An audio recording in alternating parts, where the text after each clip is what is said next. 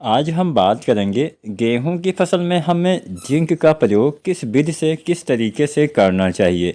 किसान साथियों, जिंक की कमी होने से पौधे में फुटाव कम होता है, बढ़वार कम होती है, उत्पादन में कमी आ जाती है, पौधे में पीलापन हो जाता है, जड़ों का विकास नहीं होता है, पौधे कई बार बौने भी रह जाते हैं। तो एक अच्छे से पौधे के विकास के लिए और बढ़िया उत्पादन पाने के लिए हम गेहूँ की फसल में या फिर अपनी सभी फसलों में समय समय पर जिंक खाद का इस्तेमाल करते हैं। आज का वीडियो केवल गेहूं की फसल के लिए ही नहीं है। आप किसी भी दूसरे फसल में भी अगर आप जिंक का इस्तेमाल करते हैं तो आपके मन में एक सवाल आता है कि क्या हमें इसका इस्तेमाल ज़मीन में करना चाहिए, जैसे हम दूसरी खादों का इस्तेमाल करते हैं, जैसे हम डीएपी डालते हैं, जैसे हम यूरिया डालते हैं, जैसे हम पोटाश डालते हैं, उस तरह से करें, या फिर जो दूसरा तरीका होता है स्प्रे वाला तरीका जिस पे हम पत्तियों के ऊपर छिड़काव करते हैं, ये तरीका अपनाएं। तो कौन सा तरीका बेहतर काम करता है, आज हम यही आपको बताएंगे और किस तरीके के इस्तेमाल से आपके पौधे को ज़्यादा फ़ायदा मिलेगा ये भी आपको बताएंगे। तो आज की वीडियो के साथ साथियों आप पूरा ज़रूर देखिएगा। कुछ भी आपके मन में सवाल सुझाव हो तो आप कमेंट करिएगा। कोई भी जानकारी अगर आपको अच्छी लगती है तो उसको आप शेयर कर सकते हैं, वीडियो को आप अपने एक दूसरे किसान साथी के साथ भी साझा कर सकते हैं। तो चलिए जानते हैं। अब यहाँ पे एक बात का आपको ध्यान ये भी देना है कि जितने भी जिंक जो होता है ये माइक्रोन्यूट्रिएंट्स की कैटेगरी में आता है, सूक्ष्म तत्व की कैटेगरी में आता है। अब सूक्ष्म तत्व काम कैसे करते हैं, अक्सर आपने देखा होगा, यहाँ पे हम दोनों तरीके आपको बताएंगे। भले ही आप कोई एक तरीका अपनाइए, लेकिन अक्सर किसान साथी क्या होता है, ज़्यादातर किसान साथी, यहाँ तक कि अगर मैं बोलूँ कि हमारे इलाके में, मैं उत्तर प्रदेश का निवासी हूँ, यहाँ पे लगभग 90 से 95% किसान भाई जिंक या फिर किसी भी दूसरी खाद का इस्तेमाल केवल मिट्टी द्वारा, मतलब ज़मीन में ही डालते हैं, उसका स्प्रे नहीं करते हैं। तो यहाँ पे मैं आपको बताते चलूँ आपके वहाँ पे कैसे आप इस्तेमाल करते हैं। आप हमें चाहे तो नीचे कमेंट के माध्यम से बता सकते हैं। आप हमें कमेंट के माध्यम से एक छोटी सी जानकारी और प्रदान करिएगा कि आपकी गेहूं की फसल अभी कितने दिन की हो गई है, आपने बुआई की है, अगेती बुआई की है या समय से बुआई की है, या फिर अभी आप बुआई करने वाले हैं। तो अपनी फसल का टाइमिंग अगर आप शेयर कर सकते हैं कि हाँ बुआई के बाद 10 दिन फसल हो गई है, 15 दिन, 20 दिन, जितने भी दिन की हुई हो, आप हमें ये नीचे कमेंट के माध्यम से बताइएगा। इसके साथ में अपने ज़िले का नाम या अपने राज्य का नाम हमसे साझा कर सकते हैं। कोई पर्सनल जानकारी साझा मत करिए, केवल यही जानकारी साझा करिए कि हमारी गेहूं की फसल अभी 10 दिन 15 दिन की हो गई है और मैं, जैसे मान लीजिए आप कहीं दूसरे राज्य के निवासी हैं, मैं मध्य प्रदेश का निवासी हूं, इस ज़िले में मैंने ये फसल लगाई हुई है। ये वैरायटी भी अगर आप बता देते हैं तो अच्छी बात है, ताकि हम उसी हिसाब से आपके लिए वीडियो आगे वाली ला सकें। तो चलिए जानते हैं कि हमें आखिर कैसे इस्तेमाल करना है। दोनों तरीके में सबसे कॉमन, जैसा कि मैंने बोला, कि हम मिट्टी में डालना ज़्यादा पसंद करते हैं क्योंकि वो थोड़ा आसान तरीका होता है। हालांकि स्प्रे करना भी अब आसान होता है। स्प्रे में क्या होता है कि अब पंपिंग सेट, मतलब ऑटोमेटिक चलते हैं, हाथ की मदद से चलाना भी नहीं पड़ता है, उसमें बैटरी लगी होती है, चार्ज कर लीजिए और जल्दी हो जाता है। अगर हम तुलना करें तो शायद जितना देर में आप मिट्टी में खादों का इस्तेमाल करेंगे उससे जल्दी ही आप स्प्रे विधि से कर सकते हैं। खुद अगर आप किसान हैं तो आपके लिए आसान है। बहुत सारे किसान साथी यहाँ पे खेती दो तरह से होती है, आपको पता होगा। एक तो हम खुद खेती करते हैं, दूसरा हम दूसरे से खेती करवाते हैं। तो खुद अगर आप करते हैं तो आपके लिए फ़ायदेमंद हो सकता है, दूसरे से भी करवाते हैं तो उसके लिए भी वो फ़ायदेमंद हो सकता है। जो किसान साथी लगाएगा वो तो अपना बचत ही करना चाहेगा। तो आज की वीडियो में आपकी बचत भी होने वाली है और आपको कैसे ज़्यादा लाभ मिलेगा ये भी आप जानने वाले हैं। तो फिलहाल बातों को ज़्यादा नहीं बढ़ाते हैं, जानते हैं कौन सा तरीका बेहतर है। सबसे पहले यहाँ पर मैं आपको बताते चलूँ, यहाँ पर हम जो जिंक की बात करेंगे, अक्सर बाज़ार में बहुत तरह की जिंक आपको देखने को मिल जाएंगी, लेकिन हम सभी के बारे में अगर बताएंगे तो वीडियो काफ़ी लंबी हो जाएगी। तो जो सबसे ज़्यादा इस्तेमाल की जाती है, एक तो जिंक सल्फेट 33% वाली, एक दूसरी जिंक आती है 21% वाली, जो कि अब कम इस्तेमाल होती है। जो मोनोहाइड्रेट वाली जिंक होती है ज़्यादा इस्तेमाल होती है, हेप्टाहाइड्रेट वाली कम इस्तेमाल होती है।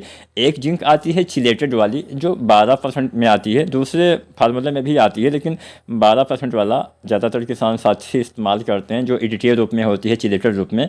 तो ये 3 जिंक के बारे में आज हम बताएंगे, इनकी मात्रा, डालने का सही समय, सही तरीका। तो अगर आप मिट्टी में इस्तेमाल करते हैं तो यहाँ पे कुछ सावधानी आपको विशेषकर बरतनी होती है। फास्फोरस के साथ हम जिंक नहीं डाल सकते हैं क्योंकि उसके साथ रिएक्शन होता है। रिएक्शन का मतलब मैं बहुत आम भाषा में आपको समझाता हूँ। फास्फोरस और जिंक इन दोनों की आपस में समझ लीजिए नहीं बनती है, दुश्मनी होती है। अगर आप इनको आपस में एक साथ मिलाते हैं तो बहुत तगड़ा रिएक्शन होता है, जिससे एक नया तत्व बन जाता है, एक नया पदार्थ बन जाता है, जिसको हम जिंक फास्फेट नाम से जानते हैं। अब ये नया तत्व हमारे पौधे के लिए उपयोगी नहीं होता है, क्योंकि ये अघुलनशील रूप में हो जाता है।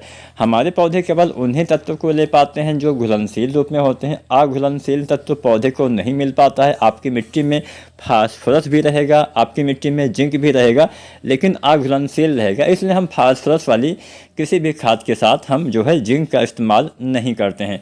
तो एक बात तो आपको हमेशा ध्यान देना है, कभी भी बुआई के समय जिंक नहीं डालना। अब ऐसा भी नहीं कि आपने बुआई के समय डीएपी डाला, उसके 2-4 दिन बाद आप डाल सकते हैं। फास्फोरस और जिंक के बीच में अगर आप मिट्टी में डालते हैं तो कम से कम 20 दिन का अंतर देना पड़ेगा। तो 18-20 दिन के बाद आप जिंक का इस्तेमाल मिट्टी में दोबारा से कर सकते हैं।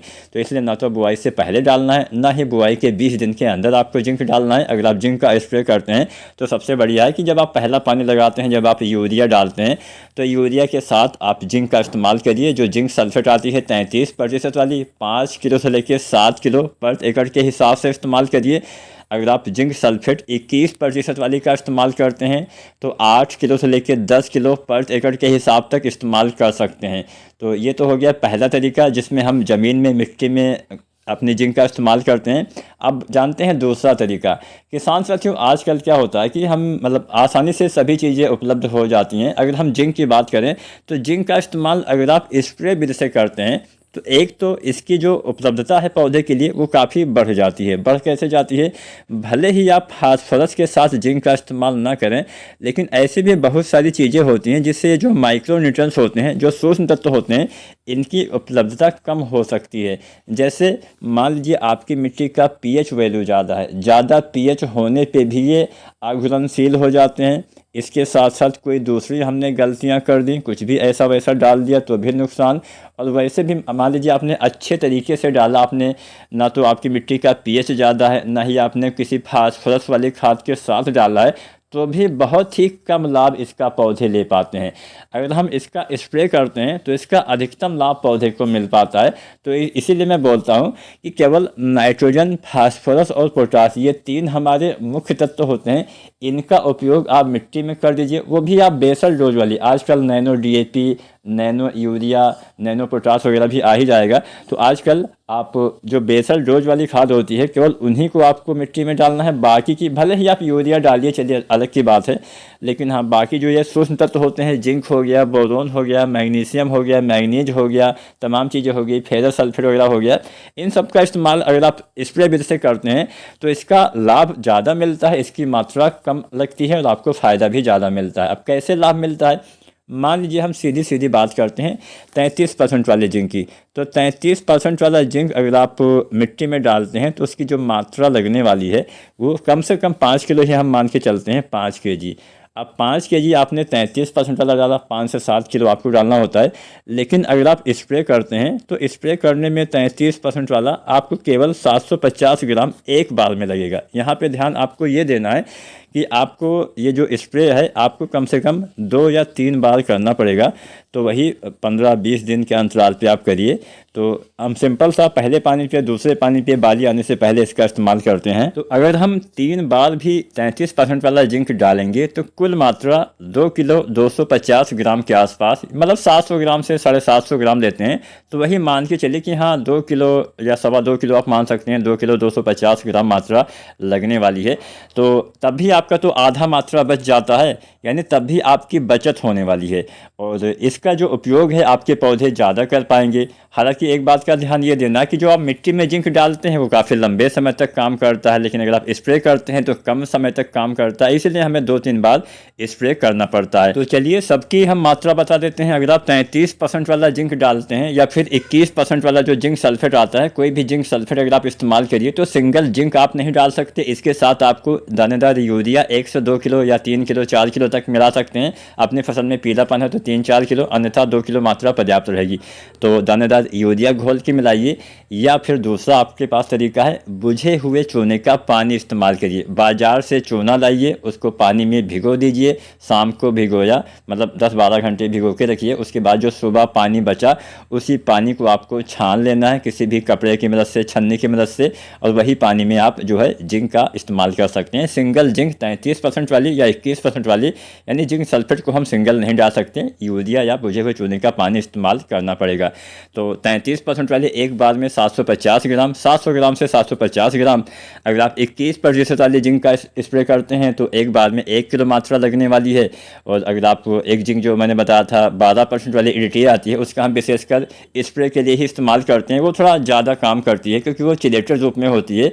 चिलेटेड का मतलब होता है चिपक जाना, तो पत्ते के ऊपर ज़्यादा प्रभावी हो पाती है, तो उसका उपयोग आप कर सकते हैं। उसकी आपको 1 ग्राम मात्रा पर लीटर पानी के हिसाब से, या 100 से 150 ग्राम तक अधिकतम डाल सकते हैं। तो मोटी मोटा 100-125 ग्राम आपको इस्तेमाल करना है पर एकड़ के हिसाब से।